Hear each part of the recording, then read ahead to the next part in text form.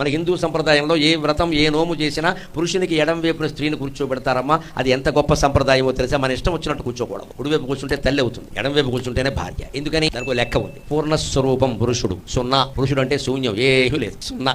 సున్నా వేయండి కాగితం మీద. సున్నాకి కుడివైపున మీరు అంకె వేయండి. 01 012 రూపాయలను రాయండి, చెక్కు రాయండి. 012 012 అనాలి. 012 అంటే ఒప్పుకోరు. 0 తర్వాత 1 2 అనవలసింది. 012 అంటే కుదరదు. ఇక్కడ 0 తర్వాత 1 2 వేసి 12 రూపాయలు ఇమ్మనండి, బ్యాంకు వాళ్ళు ఇవ్వరు. నువ్వు 0 వేసే ముందట.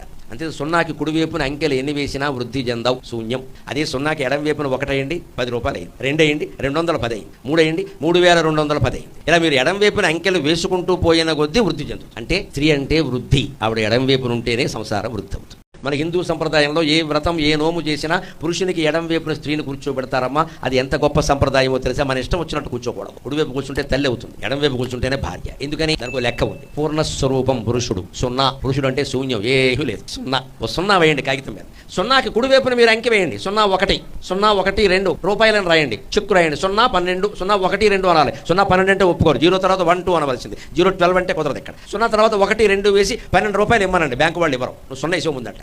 అంతే. సున్నాకి కుడివైపున అంకెలు ఎన్ని వేసినా వృద్ధి చెందవు, శూన్యం. అదే సున్నాకి ఎడం వైపున 1 వేయండి, 10 రూపాయలు అయింది. 2 వేయండి, 210 అయింది. 3 వేయండి, 3210 అయింది. ఇలా మీరు ఎడం వైపున అంకెలు వేసుకుంటూ పోయిన కొద్దీ వృద్ధి చెందుతుంది. అంటే స్త్రీ అంటే వృద్ధి. ఆవిడ ఎడం వైపున ఉంటేనే సంసారం వృద్ధి అవుతుంది.